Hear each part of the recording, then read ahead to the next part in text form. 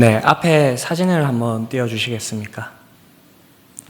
네, 이 사진은 제가 바로 전에 있었던 교회 정교인 수련회 사진입니다.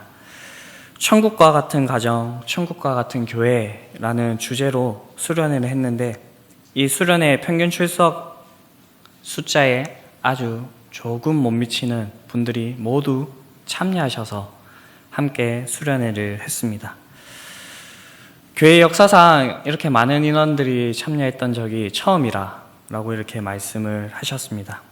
교역자로는 힘이 들었지만 저도 한 사람의 성도로서 너무나도 즐거운 수련회였습니다. 언제 이렇게 성도들이 다 함께 모여서 함께 말씀을 나누고 찬양을 하고 교제를 나눌 수 있겠습니까?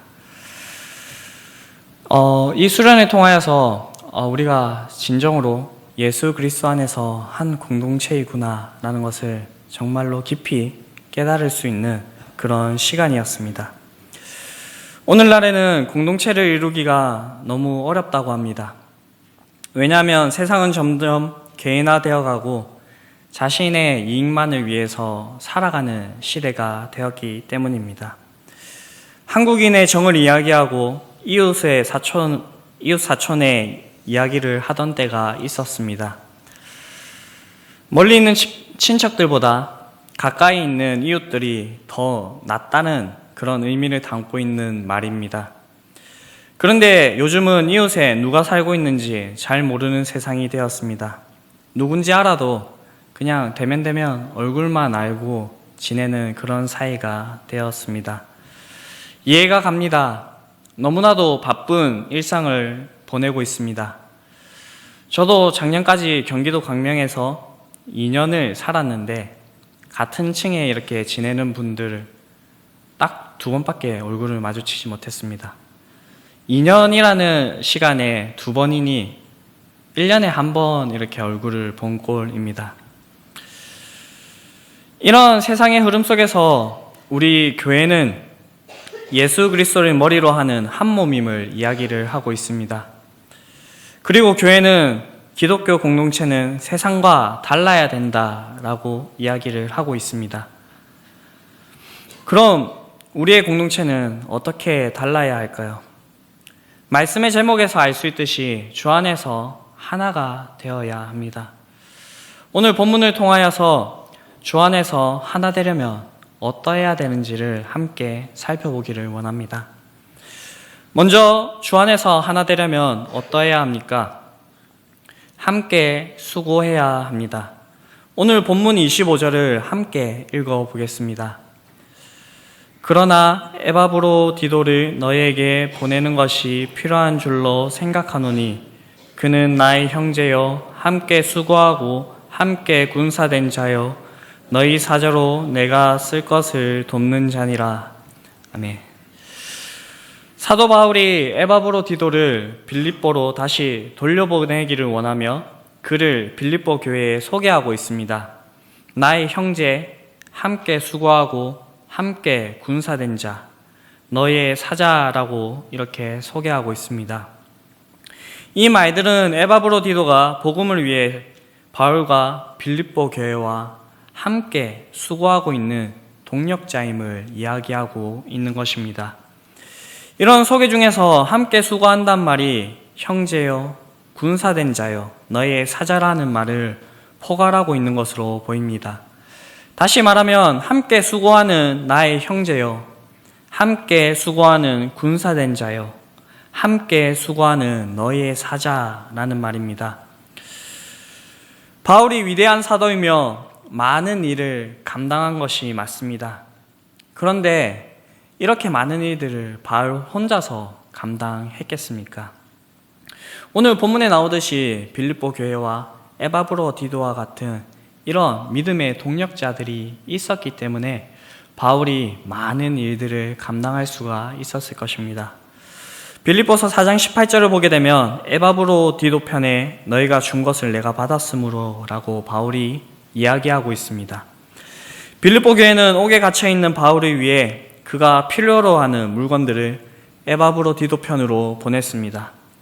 보냄을 받은 에바브로디도는 이 물건들을 바울에게 전달을 했고 바울을 섬기는 자로, 돕는 자로 함께 동력을 했습니다.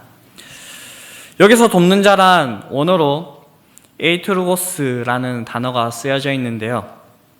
이 단어는 하나님을 섬기는 자라는 의미로도 많이 쓰입니다. 이 단어를 바울이 여기에 사용한 것은 에바브로디도를 보내 복음을 위해 일하는 자신을 돕는 것은 하나님 나라를 위해 하는 그런 거룩한 섬김이라는 것을 이야기하고 있습니다. 이처럼 바울의 사역에는 함께 수고하는 자들이 있었습니다. 군대에는 유격이라는 훈련이 있습니다. 여기 군대 갔다 오신 분들은 이 훈련이 어떠한 훈련인지 잘 아실 것입니다.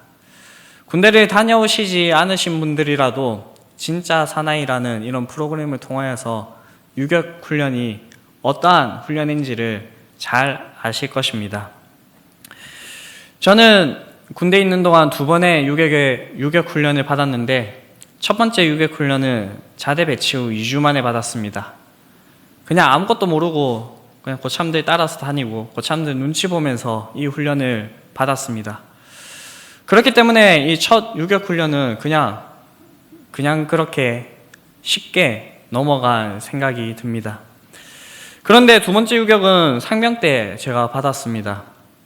이 유격 훈련을 받을 때는 그래도 1년 지나고 유격 훈련을 한번 받아봤기 때문에 다음에 어떠한 일들이 벌어질지 생각이 드니까 이 훈련이 조금 힘들게 느껴졌습니다. 그런데 이 유격 훈련의 특징은 내가 아무리 잘해도 다른 사람이 잘못하면 내가 잘하는 것이 아무 소용이 없다는 것입니다. 다 같이 한 몸이 되어서 마지막 해에 구호를 안 외쳐야 되고 PT 8번 아주 유명한 PT 체조 자세인데 그 8번 자세를 유지할 때 내가 힘들다고 해서 포기하지 않고 끝까지 자세를 유지해야지 다 같이 쉴 수 있는 이런 시간을 얻을 수 있는 그런 훈련입니다. 이 PT 체조를 받을 때 정신 못 차리고 마지막 구호를 외친다면 다시 그 PT 체조를 처음부터 받아야 되고 자기 편하자고 그 자세를 풀어버린다면 다 같이 쉬지 못하고 고통의 시간, 힘든 시간이 점점 늘어나게 됩니다. 그러나 이러한 시간을 통해서 함께 수고하는 것들에 대해서 절실히 배우게 됩니다. 존회를 쌓게 되는 좋은 시간들이 된다는 말입니다. 특별히 유격이 끝나고 나서 유격 복귀 행군을 하게 됩니다. 마지막 날 점심을 먹고 시작을 해서 다음날 새벽 5시까지 이렇게 우리 부대로 걸어가는 유격 복귀 행군입니다. 이 행군은 모든 힘이 빠진 상태에서 하시는 것이기 때문에 처음부터 힘이 듭니다. 못할 것 같고 포기하고 싶을 때도 많습니다. 그러나 서로를 보면서 힘을 얻고 가끔은 고참들이 협박도 하기도 하고 격려도 하기도 하고 그렇게 해서 그 길을 걸어가게 됩니다. 포기하고 싶을 때가 많았지만 이 유격 복귀 행군을 완주했을 때 그 기쁨과 성취감은 이루 말할 수가 없습니다. 그런데 혼자 그 행군을 하라고 하면 못하겠습니다. 함께 서로가 같이 수고하면서 그 길을 걸어갔으니 이 행군을 완주할 수 있었다는 것입니다.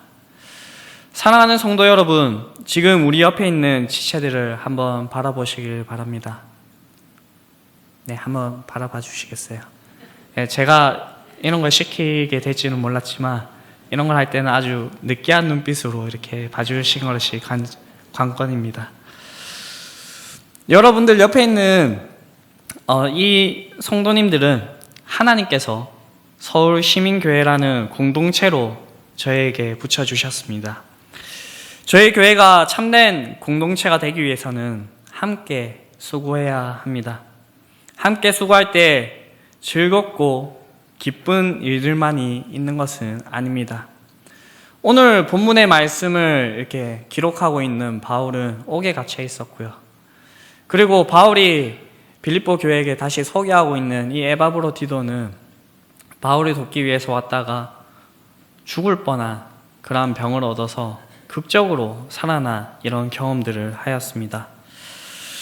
그러나 바울이 옥에 갇혀서도 이렇게 복음을 위하여서도 일하고 에바브로디도가 죽을 병에 걸려서도 자신에게 맡겨진 그 일을 바울을 섬기는 그 일을 완주했던 것처럼 우리 서울시민교회도 우리에게 맡겨진 그 일들을 우리가 함께 수고하면서 나아갈 때 이 세상과는 다르게 하나님께서 바라시는 그런 공동체가 될 것입니다. 세상이 닮고 싶어지는 그런 공동체가 될 것입니다. 주 안에서 참된 공동체를 이루어 나가는 저희 교회가 되기를 간절히 바랍니다. 둘째로 주 안에서 하나 되려면 어떠해야 합니까? 서로를 위해 사랑의 근심을 해야 됩니다. 오늘 본문 26절에서 28절을 함께 읽어보기를 원합니다. 26절입니다. 그가 너희 무리를 간절히 사모하고 자기가 병든 것을 너희가 들은 줄 알고 심히 근심한지라. 그가 병들어 죽게 되었으나 하나님이 그를 긍휼히 여기셨고 그뿐 아니라 또 나를 긍휼히 여기사 내 근심 위에 근심을 면하게 하셨느니라. 그러므로 내가 더욱 급히 그를 보낸 것은 너희로 그를 다시 보고 기뻐하게 하며 내 근심도 덜려 함이니라. 아멘.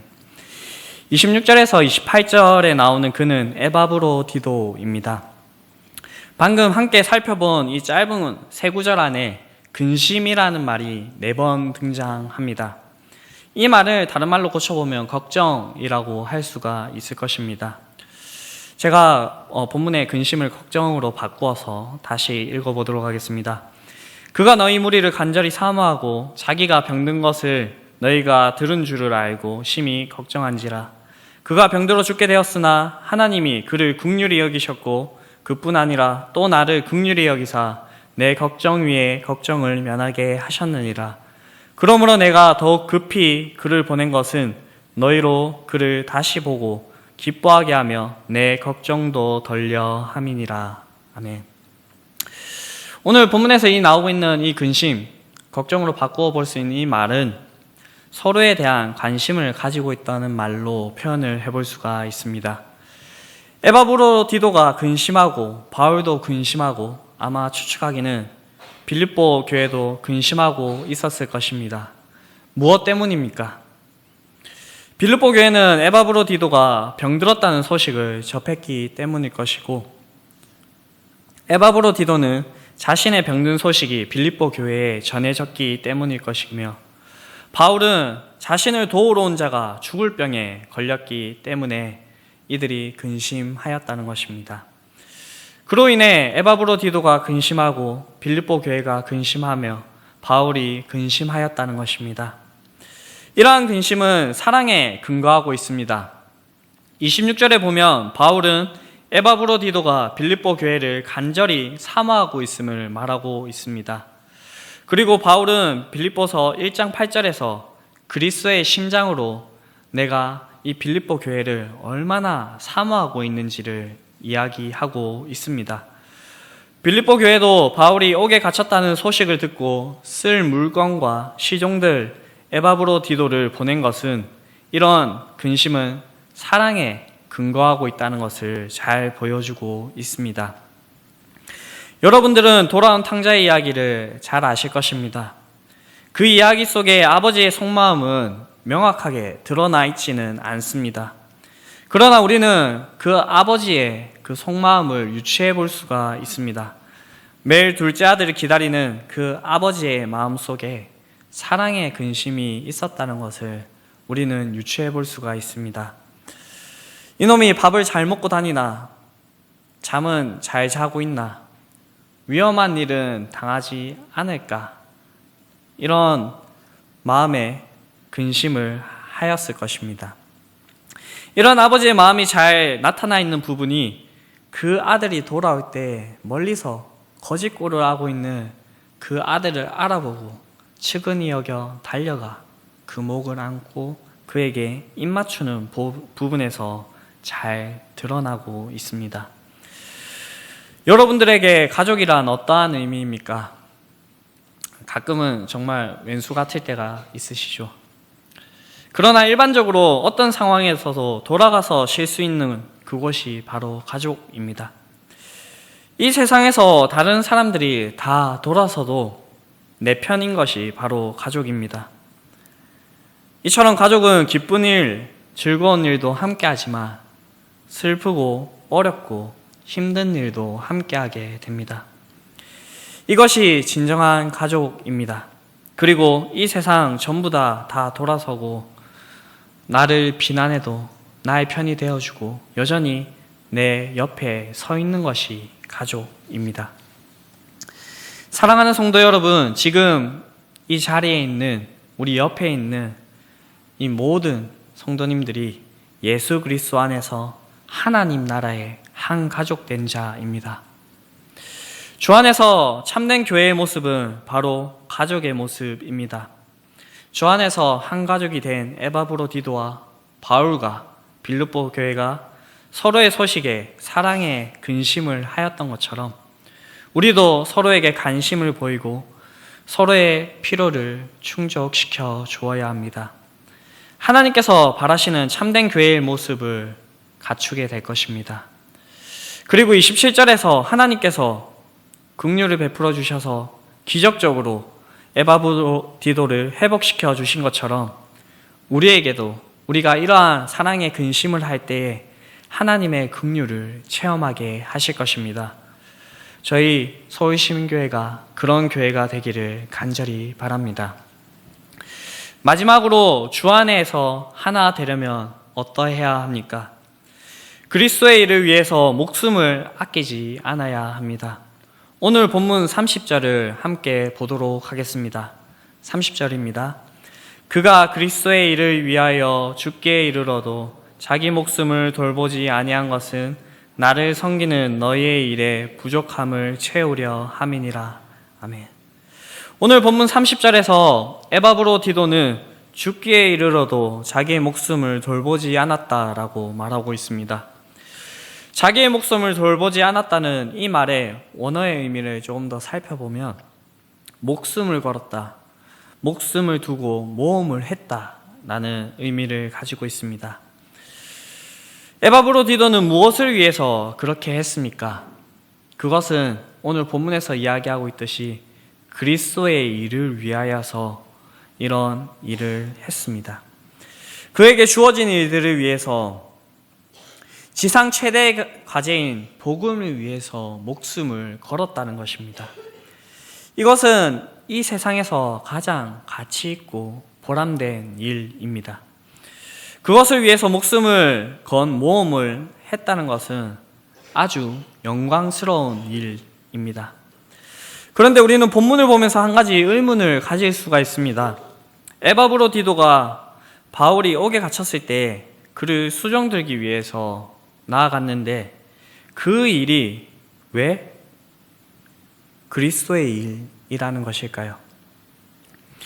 그것은 바울이 하는 일이 복음 전파의 일이었고 하나님을 위한 일이었기 때문에 그 일을 돕는 바울을 섬기는 것이 결국 그리스도의 일이라는 것입니다. 그리스도의 일을 위하여 죽기에 이르러도 자기의 목숨을 돌보지 아니한 것을 오늘 본문은 이야기하고 있습니다. 여러분은 필사즉생, 필생즉사라는 말을 아십니까?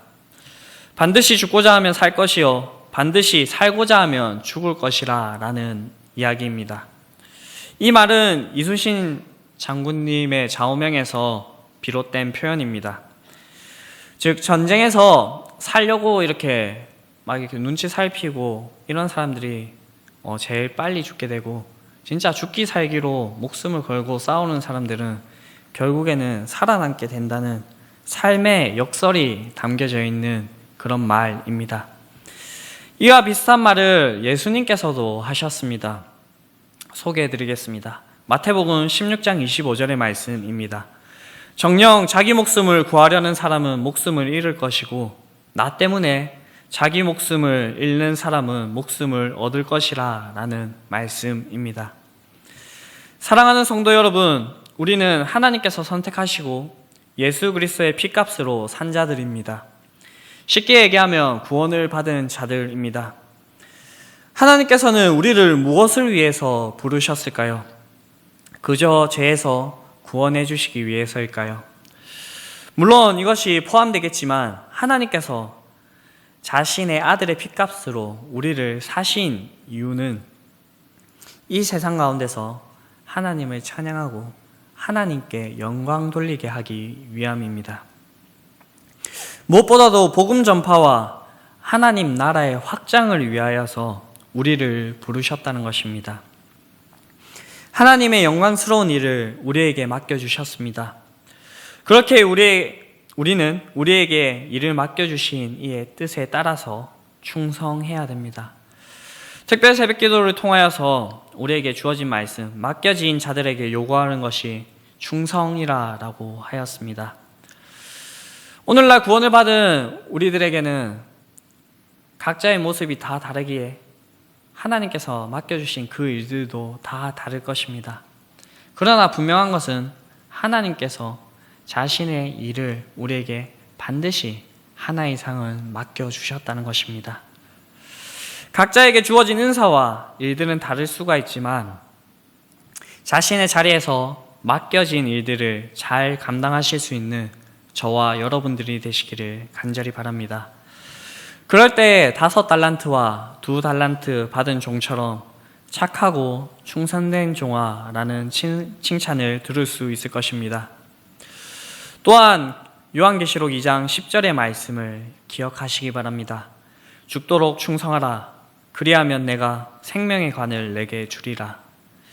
이 말씀을 기억하시고 그리스도의 일에 목숨도 아끼지 않는 여러분들이 되시기를 간절히 바랍니다. 오늘 저희는 주 안에서 우린 하나라는 제목으로 함께 말씀을 나누어 보았습니다. 오늘 저희가 설교 후에 부를 찬양 역시 주 안엔 우린 하나라는 찬양입니다. 이 찬양의 가사를 보게 되면 우리의 모습은 달라도 예수님 한 분만을 바라며 서로의 모습을 통해 주님의 모습을 보며 하나된 우리를 통해 계획하신 일들을 이루실 것을 기대하고 있다는 그런 찬양입니다. 이렇게 주 안에서 하나된 공동체가 교회입니다. 이 교회에서 우리가 해야 할 것은 함께 수고하며 사랑으로 서로 근심하고 그리스도의 일을 위해서 목숨을 아끼지 않는 것입니다. 그렇게 할 때 세상은 우리를 보면서 참된 공동체임을 느끼게 될 것입니다. 점점 더 개인화되어 가고 이기적인 이 시대 가운데서 이 시대를 역행하는 하나님의 공동체를 보게 될 것입니다. 서울시민교회는 다른 교회들과 다르게 진짜 이런 교회가 되기를 바랍니다. 혼자서 잘해서는 이렇게 되는 것이 아닙니다. 각자의 영역에서 우리에게 맡겨진 그 일들을 충성되이 감당할 때 저희 교회가 이러한 공동체가 될 수 있습니다. 서로 주 안에서 하나임을 기억하시며 삶으로 이러한 모습들을 드러내실 수 있는 저와 여러분들이 되시기를 간절히 바랍니다.